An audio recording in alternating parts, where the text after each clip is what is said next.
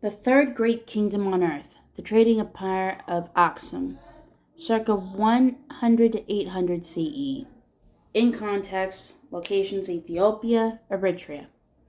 Before about the 8th century BCE, the kingdom of Dimt emerges in the highlands area of Eritrea and northern Ethiopia. After circa 1137, the Zagwe dynasty rises to power in Ethiopia, restores Christianity, and builds rock churches. 1270, Ikuno Amlak founds the Solomonid dynasty, which rules Ethiopia until 1974. 1530, led by Ahmed Gran, Muslims attack Ethiopia and conquer much of the country. 1855, Emperor Tewodros II reunites Ethiopia and begins to modernize the country. 1974, Haile Selassie I, the final emperor, is ousted in a military coup and dies a year later.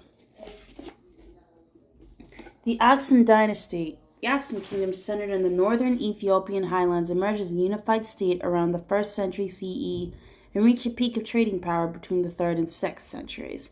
The 3rd century Persian prophet Mani named it the third of 4 great kingdoms after Persia and Rome and ahead of China. Some of the detail about Aksum's origin derived from the 6th century Greek merchant and traveler Cosmas Indicobleustes, Cosmas who sailed to India. On a visit to Adulis, Aksum's key seaport, Cosmas was asked by its governor to translate ancient Greek texts inscribed on a throne. Cosmas later included part of the translation in his book, The Christian Topography of Cosmas Indicobleustes, 547. The text stated that Aksum came to prominence as a large and powerful kingdom under a pagan Aksumite king who controlled territories extending from modern Ethiopia to Yemen and southern Arabia. This king is believed by scholars to be Zoschales, mentioned in Periplus Maris Erythrae, Voyage Around the Red Sea. Sorry.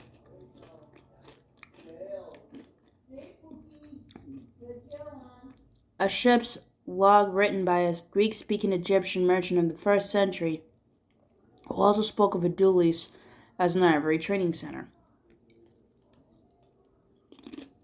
Trade, grain, and iron. Aksum was perfectly placed to take advantage of lucrative trade routes. Inland, it could build commercial relationships with neighboring trading powers Nubia and Egypt, a Roman province from 30 BCE. Through the port of Adulis, it was able to dominate the southern Red Sea and control trade between the Mediterranean, Arabia, and the Indian Ocean, as far as Sri Lanka. This allowed Aksum to export goods that originated in Africa and southern Arabia, such as ivory, copper, brass, gold, frankincense, and myrrh, and import olive oil and wine from Rome, and spices, jewels, and fabrics from India. Although Aksum grew rich from the Red Sea trade and primarily in agricultural land, prosperity rested partly on the ruler's ability to exploit the cattle-rearing expertise of nomads who lived in desert areas between the sea and the Nile Valley.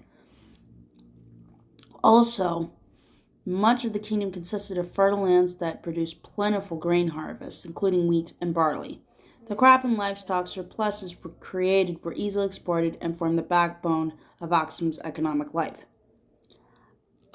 Aksum was also rich in iron deposits, and its iron smelting techniques dating from around 200 BCE produced metal of a high quality. This expertise provided farmers with tools that enhanced agricultural productivity and Aksumite armies with weapons that boosted their military power. Money and expansion.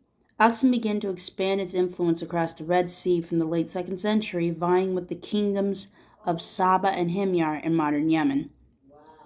As trading links developed, Aksum became the first African kingdom to mint coins in 270 under the rule of King Endubis. The coins issued in gold, silver, and bronze metals weighted according to Roman standards bore the head of the king and inscriptions in Greek, the language of trade. The new currency allowed greater efficiency in the exchange of goods and payment collection, and increased standardization of taxation. It also put Aksum in a stronger position to share in the Greco-Roman dominated Red Sea trade. Away from the sea, Aksum competed with another trading power, the Kingdom of Kush, which was based at the city of Meroe in present-day Sudan. Kush's trade was focused on the Nile Valley, so did not threaten Aksum's Red Sea operations. However, rivalry over inland trade routes grew into warfare, and under King Ezana, Aksum conquered Meroe in 350, replacing Kush as the main trading power south of Egypt. Then come names bringing golden nuggets like peas, and lay one or two more of these in what pleases them. Cosmas Indico Pleiustes, describing East Africans trading gold with Aksum merchants. A Christian kingdom. Ezana recorded his campaign against Meroe and other military achievements on a stone slab, or stele, known as the Ezana stone.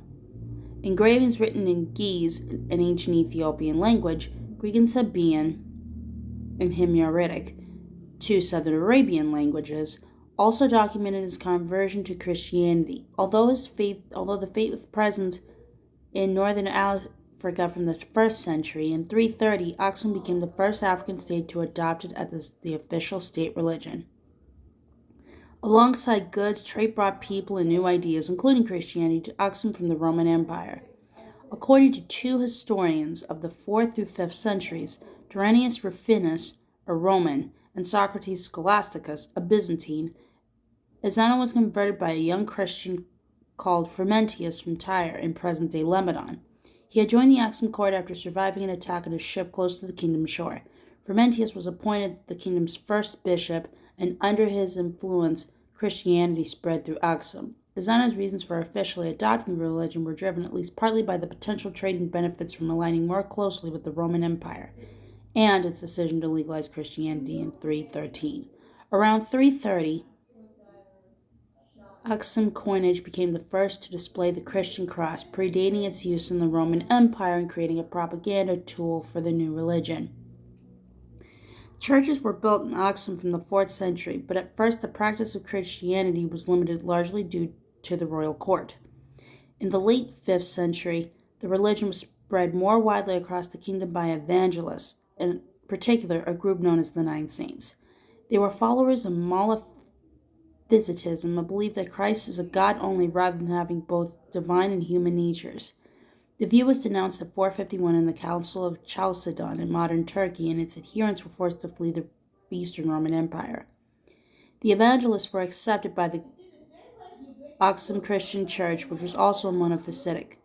They moved through Aksum, building churches many carved into rock faces with elaborately painted interiors, and establishing monasteries, often on the tops of hills and mountains. The Nine Saints are also credited with translating the Bible from Greek into the Ge'ez language. One of the Nine Saints, Abuni Amata, is depicted on horseback in the 5th century Abuni Amata Good Church. Hewn out of rock, it can be reached only via a climb of almost 200 meters or 656 feet. A stele at Aksum dating from the 4th century bears an inscription in Greek describing the military and religious achievements of King Ezana, the first Christian ruler of Ethiopia. I have set up a throne here in Shido by the might of the Lord of Heaven who has given me supremacy. King Ezana. From power to isolation. By the 6th century, Aksum had reached the height of its wealth and influence. In 525, King Caleb invaded Saba and Himyar on the pretext of protecting the Christian population from persecution. The two states became vassals of Aksum, bringing southern Arabia and both shores of the Red Sea under Aksumite rule. Aksum's complete control over the Red Sea was short-lived. Around 570, Persians of the Sassanid Empire invaded and conquered southern Arabia.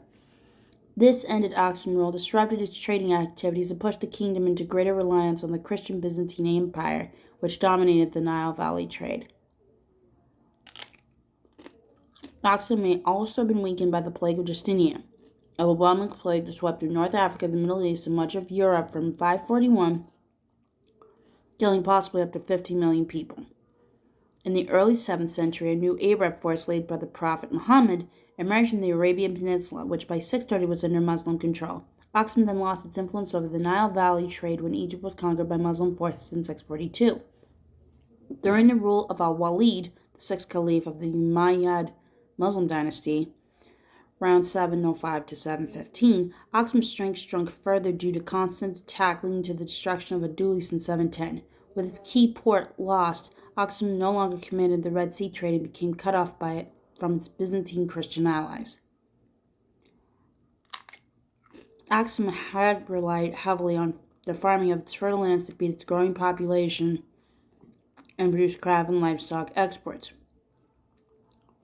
By the 8th century, excessive cropping, deforestation, and resulting soil erosion, as well as a drier climate and more erratic rainfall, may have left the kingdom vulnerable to drought and famine. As Aksum's power and wealth faded in the 7th to 8th centuries, the kingdom was exposed to a rebellion by subject peoples who already enjoyed a degree of autonomy. Most notably, the Nubian Beja tribes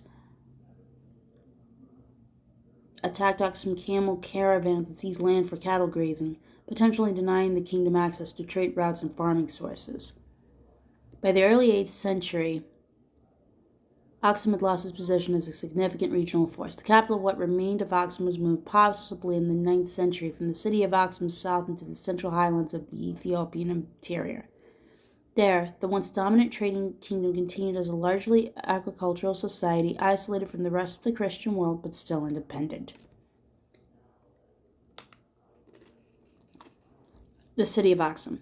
Aksum was founded around 400 BCE on a high plateau in the Tigray region of northern Ethiopia. From around the year 100, it was the capital of the kingdom of Aksum and the hub, together with the Red Sea port of Adulis, 93 miles away, of a trading empire that lasted 700 years. The kings of Aksum built palaces and erected tall granite stelae over their tombs. These monumental places of stone were brought from quarries at least 2.5 miles away.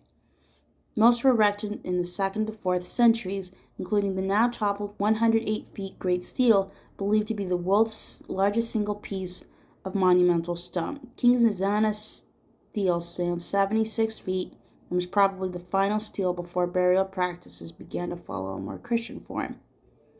When Adulis was destroyed by Islamic attack in 710, Aksum became isolated and began to decline. The city now remains the sacred center of the Ethiopian Orthodox Church.